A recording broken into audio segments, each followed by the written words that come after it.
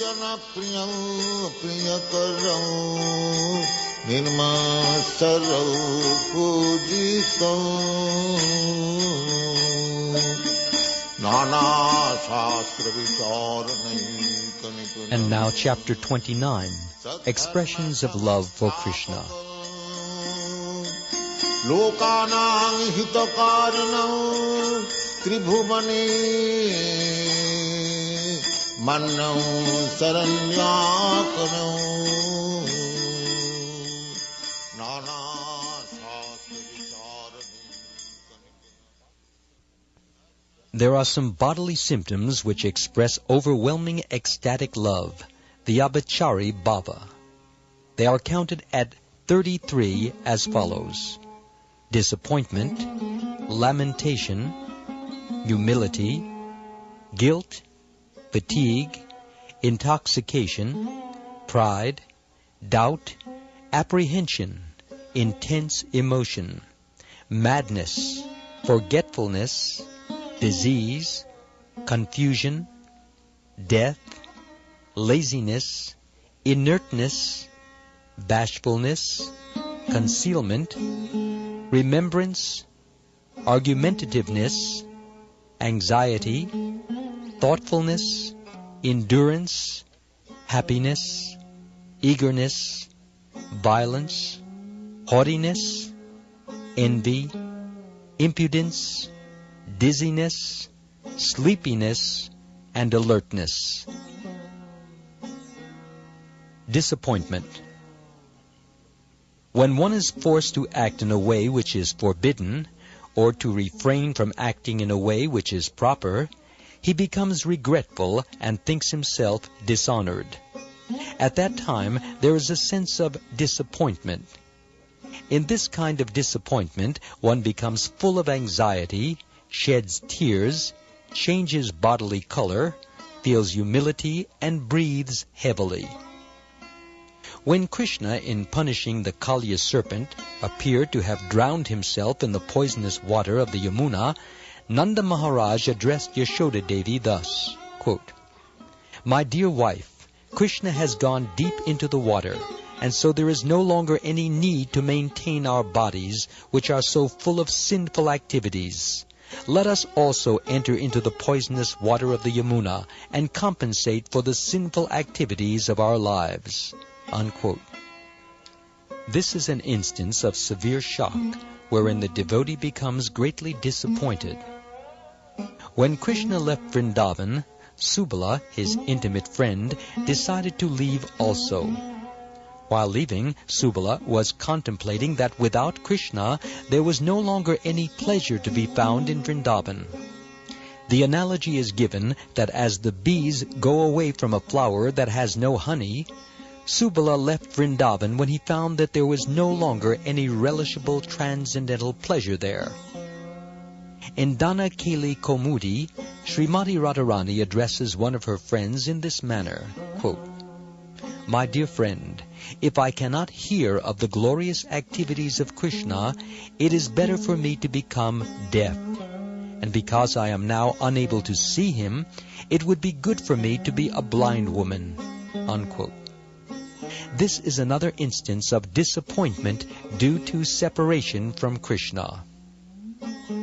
There is a statement in the Hari Vamsha wherein Satyabhama, one of the queens of Krishna in Dwarka, tells her husband, quote, "My dear Krishna, since I heard Narad glorifying Rukmini before you, I can understand that there is no need of any talking about myself." Unquote. This is an instance of disappointment caused by envy.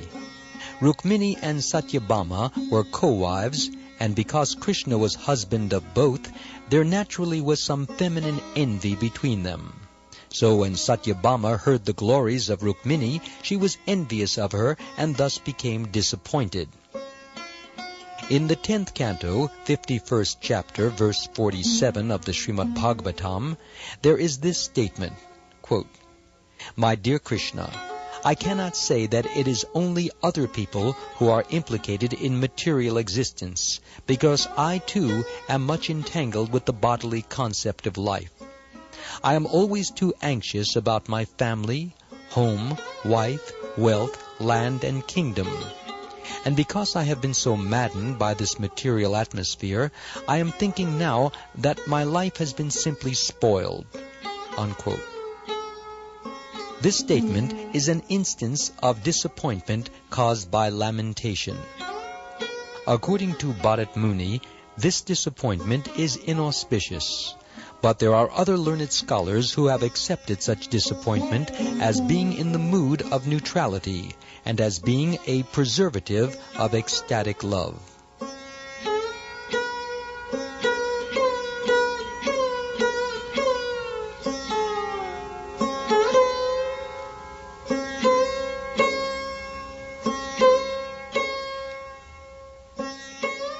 Lamentation.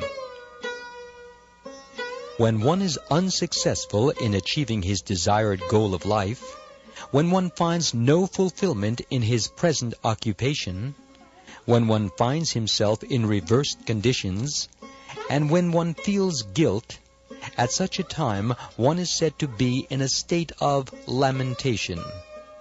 In this condition of lamentation, one becomes questioning, thoughtful, tearful, regretful, and heavy-breathed. His bodily color changes, and his mouth becomes dry. One aged devotee of Krishna addressed him in this way, quote, "My dear Krishna, O killer of the demon Aga, my body is now invalid due to old age. I cannot speak very fluently. My voice is faltering. My mind is not strong, and I am often attacked by forgetfulness. But, my dear Lord, you are just like the moonlight, and my only real regret is that for want of any taste for your pleasant shining, I did not advance myself in Krishna consciousness." Unquote. This statement is an instance of lamentation due to one's being unable to achieve his desired goal. One devotee said, quote, "This night I was dreaming of collecting various flowers from the garden, and I was thinking of making a garland to offer to Krishna. But I am so unfortunate that all of a sudden my dream was over, and I could not achieve my desired goal." Unquote. This statement is an instance of lamentation resulting from non-fulfillment of one's duties. When Nanda Maharaj saw his foster son Krishna embarrassed in the sacrificial arena of Kamsa, he said, quote, "How unfortunate I am that I did not keep my son bolted within a room. Unfortunately, I have brought him to Mathura, and now I see that he is embarrassed by this giant elephant named Kuvalaya. It is as though the moon of Krishna were eclipsed by the shadow of the earth." Unquote. This is an instance of lamentation caused by reversed conditions. In the 10th canto, 14th chapter, verse 9 of the Srimad Bhagavatam, there is a statement by Brahma, quote, "My dear Lord, just see my impudence. You are the unlimited, the original personality of Godhead, the Super Soul, and you rule over the most perfect illusory energies. And just see my impudence. I wanted to supersede you by my own personal power, and I was very puffed up with this tiny power of mine. Just as a simple spark from a fire cannot do any harm to the fire, so my bewildering potency was completely unsuccessful in thwarting your superior illusory power. Therefore, I find myself to be most insignificant and think of myself as a most useless person." Unquote. This statement by Brahma is an instance of lamentation caused by committing an offense.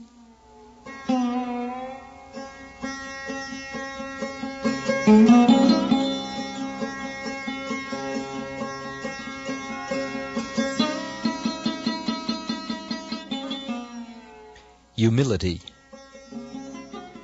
A sense of weakness caused by distress, fear, or offensiveness is called humility. In such a humble condition, one becomes talkative, small in heart, dirty in mind, full of anxiety, and inactive. In the 10th canto, 51st chapter, verse 57 of the Srimad Bhagavatam, there is the following statement by King Muchukunda, quote, "My dear Lord, because of my bad deeds in the past, I am everlastingly aggrieved. I am always suffering from my desires, but still my senses are never satisfied with material enjoyments. Somehow or other, by your grace, I am now in a peaceful condition because I have taken shelter of your lotus feet, which are always free from all lamentation, fear, and death. O Supreme Protector, O Supreme Soul, O Supreme Controller, kindly give me your protection. I am so much embarrassed." Unquote. This statement by Muchukunda is an instance of humility resulting from a severely miserable condition of material existence.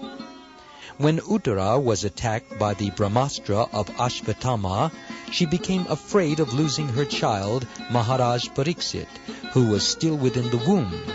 She immediately surrendered to Krishna and said, quote, "My dear Lord, kindly save my child. I do not mind if I myself must be killed by the Brahmastra of Ashvatthama." Unquote. This is an instance of humility caused by fear. In the 10th canto, 14th chapter, verse 10 of the Srimad Bhagavatam, Lord Brahma says, quote, "O infallible one, I am born in the mode of passion, and therefore I have been falsely proud of being the creator of this material world. My false pride was just like dense darkness, and in this darkness I had become blind.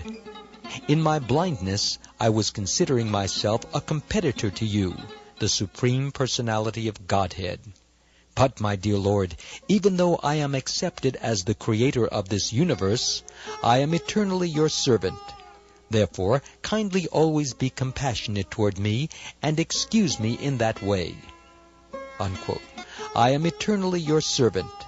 Therefore, kindly always be compassionate toward me and excuse me in that way. Unquote. This statement by Brahma is another instance of humility resulting from committing an offense. Sometimes there is humility due to shyness. For example, when Krishna stole all of the garments from the gopis while they were bathing in the river, all of them begged Krishna not to commit this injustice upon them. The gopis addressed him thus, quote, "Dear Krishna, we know that you are the son of Nanda Maharaj, and that you are the most beloved of all Vrindavan, and you are very much loved by us also. But why are you giving us this trouble? Kindly return our garments. Just see how we are trembling from the severe cold." Unquote. This humility was due to their shyness from being naked before Krishna.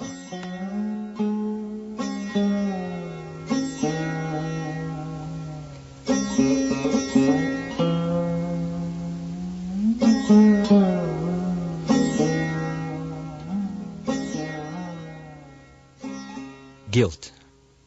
When a person blames himself for committing an inappropriate action, his feeling is called guilt.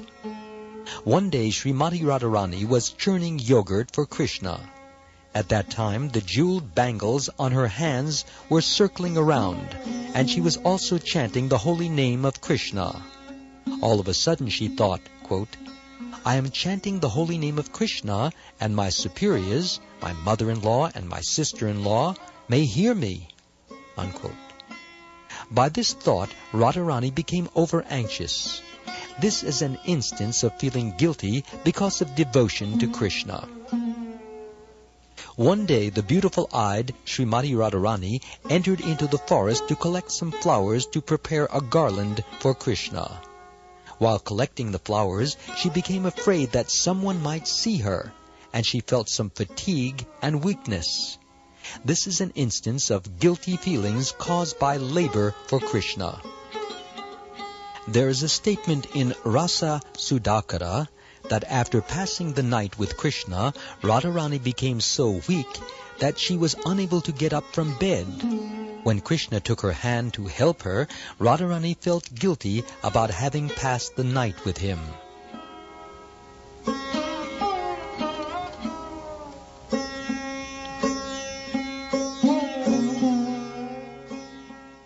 Fatigue. One feels fatigue after walking a long distance, after dancing, and after sexual activity. In this kind of fatigue, there is dizziness, perspiration, inactivity of the limbs, yawning, and very heavy breathing. One day Yashoda was chasing Krishna in the yard after he had offended her. After a while, Yashoda became very fatigued, and therefore she was perspiring, and her bunched hair became loosened. This is an instance of becoming fatigued because of working too much. Sometimes all of the cowherd friends of Krishna, along with Balaram, danced together in some ceremony. At these times, the garlands on their necks would move, and the boys would begin to perspire. Their whole bodies became wet from their ecstatic dancing. This is an instance of fatigue caused by dancing. In Srimad Bhagavatam, 10th canto, 33rd chapter, verse 20, it is said that after enjoying love affairs with Krishna by dancing, embracing, and kissing, the gopis would sometimes become very tired, and Krishna, out of his causeless mercy and compassion, would smear their faces with his lotus hands. This is an example of fatigue caused by laboring in the Ras dance.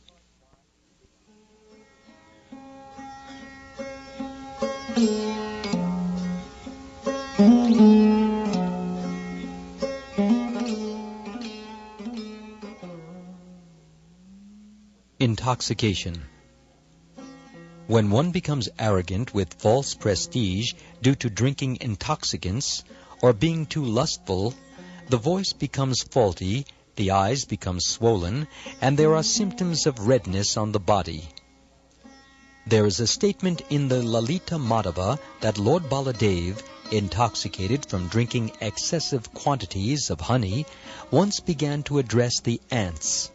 Quote, "O you kings of the ants, why are you hiding yourselves in these holes?" Unquote. At the same time, he also addressed the king of heaven. Quote, "O King Indra, you plaything of Shachi, why are you laughing? I am now prepared to smash the whole universe, and I know that Krishna will not be angry with me."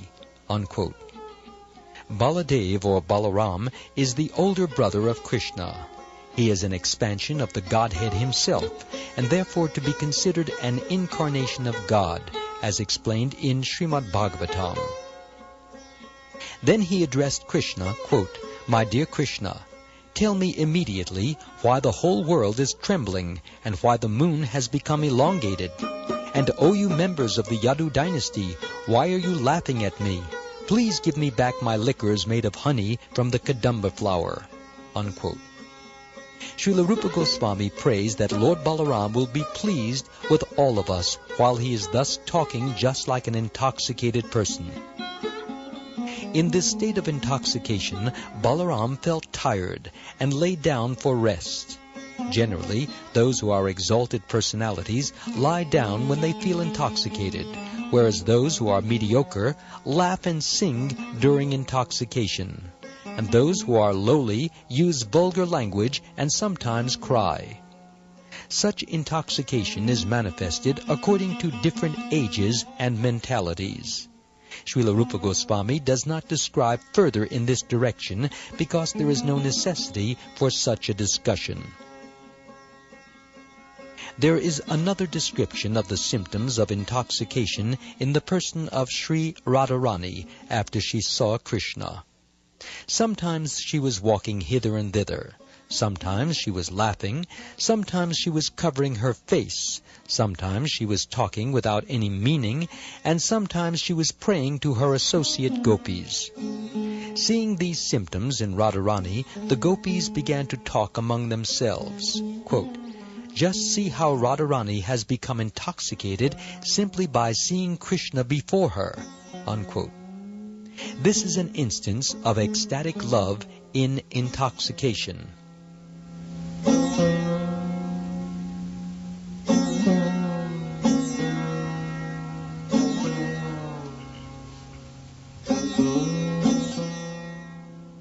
Pride. Expressions of ecstatic love and pride may be the result of excessive wealth, exquisite beauty, a first-class residence, or the attainment of one's ideal goal. One is also considered proud when he does not care about the neglect of others. Bilva Mangal Thakur said, quote, "My dear Krishna, you are leaving me, forcibly getting out of my clutches. But I shall be impressed by your strength only when you can go forcibly from the core of my heart." Unquote. This is an instance of feeling pride in ecstatic love for Krishna. Once during the Ras dance, when Radharani left the arena and Krishna went to seek her out, one of the dear friends of Radharani addressed Krishna thus, quote, "My dear Krishna, you have been very much obliging in serving the form of our Sri Radharani, and now you have left all the other gopis to search for her. Please allow me to inquire how you want her to treat you." Unquote. This is an instance of feeling pride on account of exquisite beauty. Sometimes Radharani felt pride within herself and said, quote, "Although the cowherd boys prepare nice flower garlands for Krishna, when I present my garland to him, he becomes struck with wonder and immediately accepts it and puts it on his heart." Unquote. Similarly, in the 10th canto, 2nd chapter, verse 33 of Srimad Bhagavatam, Lord Brahma says, quote, "My dear Madhusudana, persons who are pure devotees of your lordship actually feel your ecstatic friendship, and as such, they are never vanquished by enemies. They know they are always protected by you, and so they can matter-of-factly pass over the heads of their enemies without any care." Unquote. In other words, one who has taken complete shelter under the lotus feet of the Lord is always proud of being able to conquer all enemies. One weaver at Mathura addressed Krishna in this way, quote, "My dear King of Vrindavan, I have become so proud of your causeless mercy upon me that I do not even count upon the mercy of the Lord of Vaikuntha, which is sought after by many great sages in deep meditation." Unquote.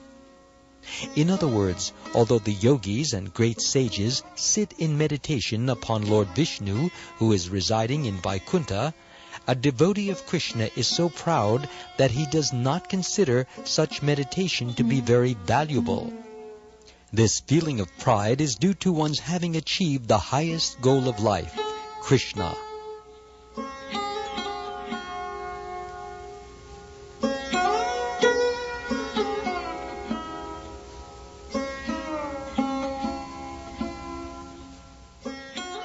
Doubt. After Lord Brahma had stolen all of the calves, cows, and cowherd boys from Krishna, he was trying to go away, but all of a sudden he became doubtful about his stealing affairs and began to watch on all sides with his 8 eyes. Lord Brahma has 4 heads, and therefore he has 8 eyes. This is an instance of ecstatic love in doubt caused by stealing. Similarly, just to please Krishna, Akrura stole the Syamantaka money, a stone which can produce unlimited quantities of gold, but later on he repented his stealing. This is another instance of ecstatic love for Krishna in doubt caused by stealing. When the king of heaven, Indra, was causing torrents of rain to fall on the land of Vraja, he was advised to surrender himself at the lotus feet of Krishna. At that time, Indra's face became very dark because of doubt.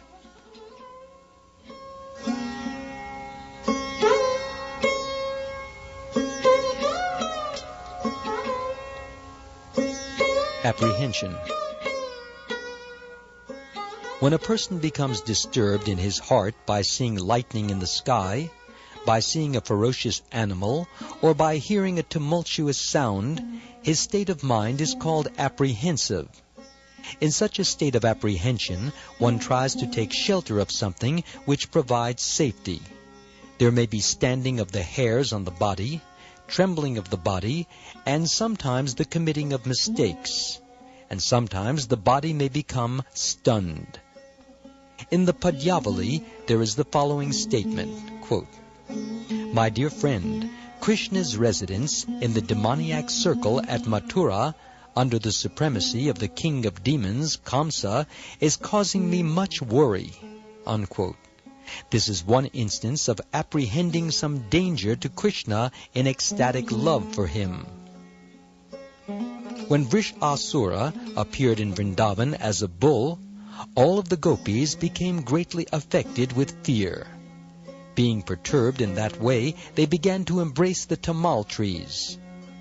This is an instance of fear caused by a ferocious animal and of the search for shelter while remembering Krishna in ecstatic love.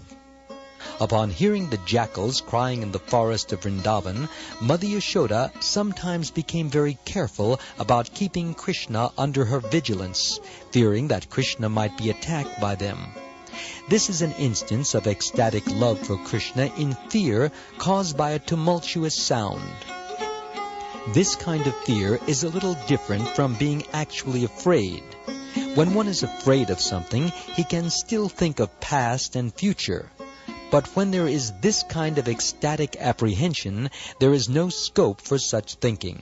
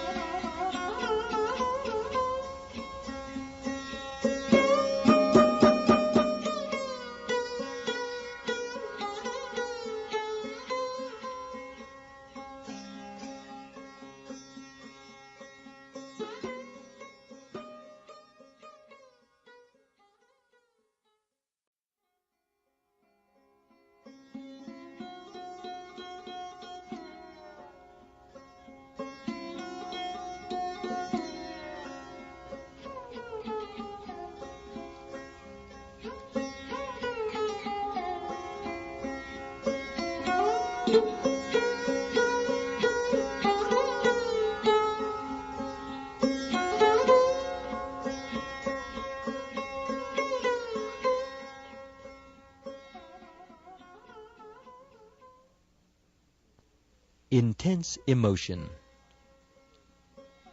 Emotion is caused by something very dear, by something very detestable, by fire, by strong wind, by strong rainfall, by some natural disturbance, by the sight of a big elephant, or by the sight of an enemy.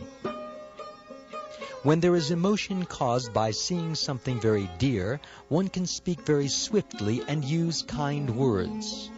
When there is emotion caused by seeing something detestable, one cries very loudly. When there is emotion caused by seeing fire, one tries to flee. There may also be trembling of the body, closing of the eyes, and tears in the eyes. When one becomes emotional on account of a strong wind, one tries to run very swiftly and rubs his eyes. When one is emotional because of rainfall, one takes an umbrella, and there is tension in his body. When there is emotion due to a sudden disturbance, one's face becomes discolored, one becomes struck with wonder, and there is trembling of the body. If there is emotion from seeing an elephant, one may jump and show various signs of fear. Sometimes one may keep looking behind him. When there is emotion due to the presence of an enemy, one looks for a fatal weapon and tries to escape. When Krishna returned from the forest of Vrindavan, Mother Yashoda was so emotional from seeing her son that milk began to flow from her breasts. This is an instance of emotion caused by seeing a dear object. In the 10th canto, 23rd chapter, verse 18 of Srimad Bhagavatam, Shukdeva Goswami informs King Pariksit, quote, "My dear king, The wives of the Brahmins were usually very much attached to the glorification of Krishna, and they were always anxious to get an opportunity to see him. Because of this, when they heard that Krishna was nearby, they became very anxious to see him and immediately left their homes." Unquote.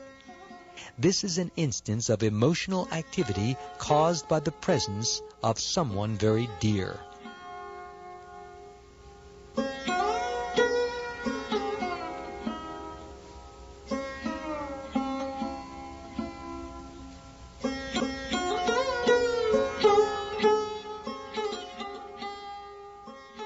When Putana, the demoniac witch, was struck down and killed by Krishna, Mother Yashoda was struck with wonder and began to cry emotionally. "Oh, what is this? What is this?" When she saw that her dear baby Krishna was playing on the chest of the dead demoniac woman, Mother Yashoda, at a loss what to do, began to walk this way and that. This is an instance of being emotional on account of seeing something ghastly. When Krishna uprooted the 2 Arjun trees, and Yashoda heard the sound of the trees crashing down, she became overcome with emotion and simply stared upward, being too bewildered to know what else to do. This is an instance of being emotional from hearing a tumultuous sound.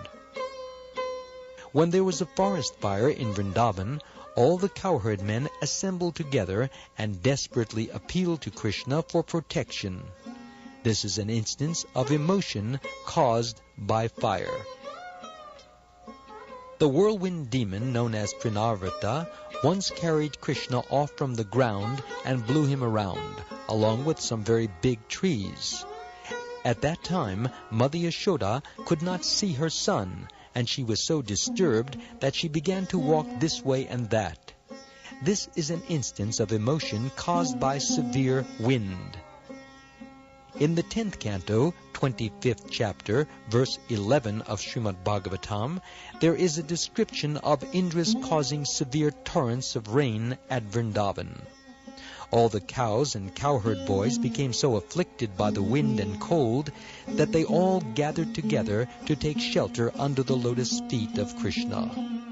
This is an instance of emotion caused by severe rainfall. There were severe torrents of hail when Krishna was staying in the forest of Vrindavan, and the elderly persons bade him, quote, "Krishna, don't you move now. Even persons who are stronger and older than you cannot move, and you are just a little boy, so please stay still." Unquote. This is an instance of emotion caused by heavy hailing.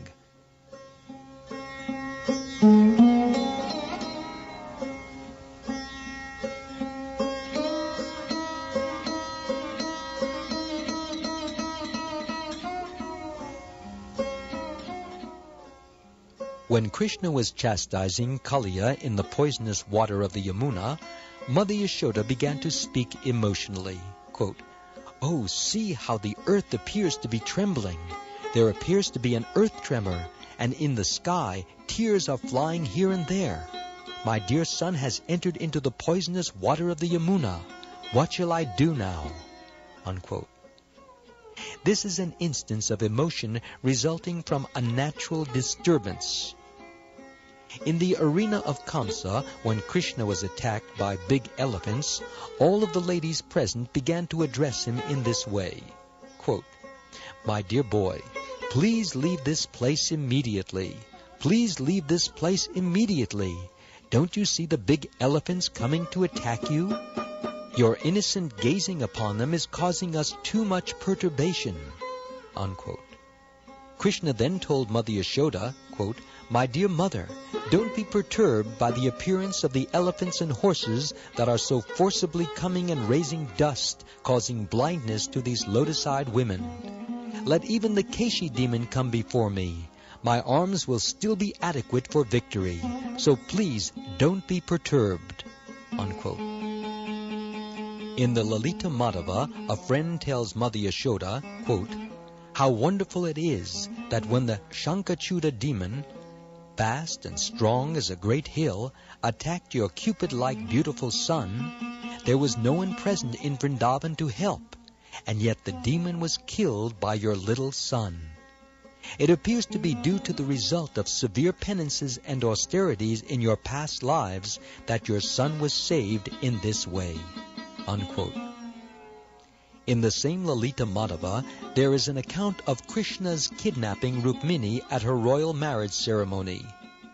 At that time, all of the princes present began to converse among themselves, saying, quote, "We have our elephants, horses, chariots, bows, arrows, and swords, so why should we be afraid of Krishna? Let us attack him. He is nothing but a lusty cowherd boy. He cannot take away the princess in this way. Let us all attack him." Unquote. This is an instance of emotion caused by the presence of enemies. Srila Rupa Goswami is trying to prove by the above examples that in relationship with Krishna there is no question of impersonalism. All personal activities are there in relationship with Krishna.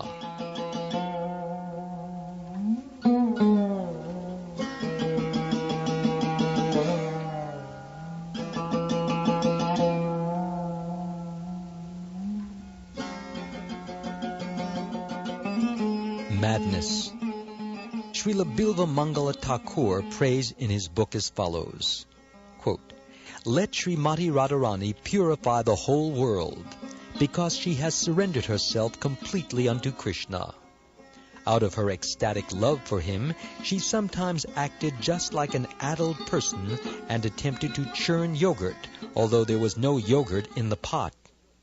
And seeing this, Krishna became so enchanted by Radharani that he began to milk a bull instead of a cow." Unquote. These are some of the instances of insanity or madness in connection with the love affairs of Radha and Krishna. In Srimad Bhagavatam, it is said that when Krishna entered the poisonous waters of the Yamuna, Srimati Yashoda Devi went insane. Instead of searching for curative herbs, she began to speak to the trees as if they were snake chanters. With folded hands, she began to bow down to the trees, asking them, quote, "What is the medicinal herb which can check Krishna's dying from this poisonous water?" Unquote. This is an instance of insanity caused by some great danger. How a devotee can be in a state of insanity because of ecstatic love is described in the 10th canto, 30th chapter, verse 4 of Srimad Bhagavatam, wherein the gopis were searching for Krishna in the forests of Vrindavan. The gopis were loudly singing the glories of Krishna and wandering from one forest to another in search of him. They knew that Krishna is not localized but all-pervading. He is in the sky, he is in the water, he is in the air, and he is the super-soul in everyone's heart. Thus the gopis began to inquire from all kinds of trees and plants about the Supreme Personality of Godhead. This is an instance of ecstatic madness on the part of devotees. Similarly, there are symptoms of diseases caused by ecstatic love. This condition is credited by learned scholars as being Mahabhava. This highly elevated condition is also called Divyonmada, or transcendental madness.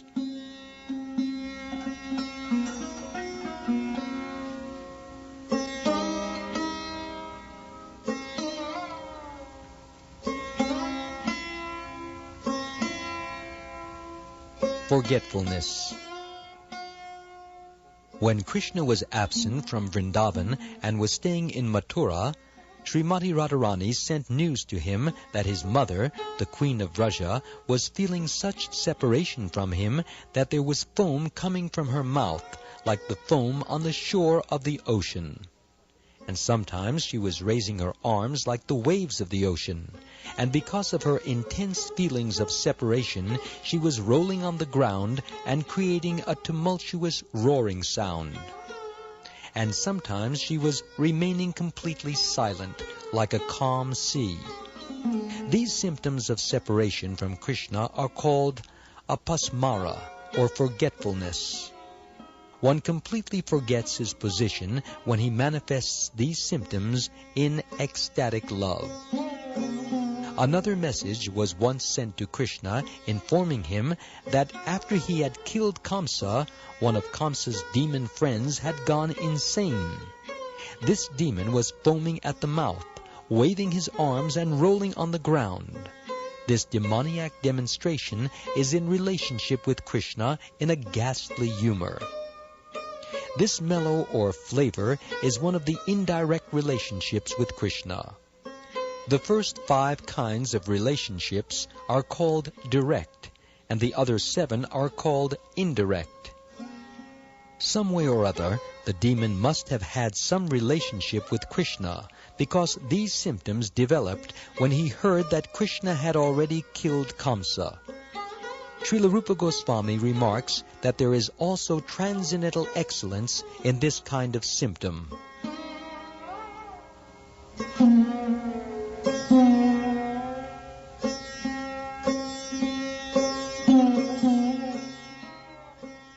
Disease.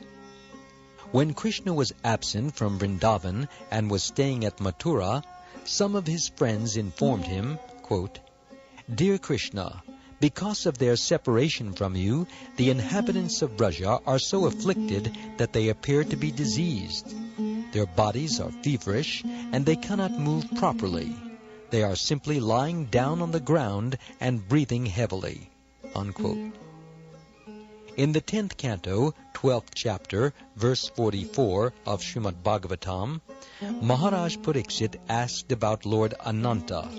And upon hearing this question, Shukdev Goswami began to show symptoms of collapsing. Yet he checked himself and answered King Parikshit's question in a mild voice. This collapsing condition is described as a feverish state resulting from ecstatic pleasure. There is another statement in Srimad Bhagavatam telling of the damsels of Braja meeting Krishna at the sacred place of Kurukshetra, many years after their childhood pastimes. When they met in that sacred place, all the gopis became stunned by the occurrence of a solar eclipse. Their breathing, blinking of the eyes, and all similar activities stopped, and they stood before Krishna just like statues. This is another instance of a diseased condition resulting from exuberant, transcendental pleasure.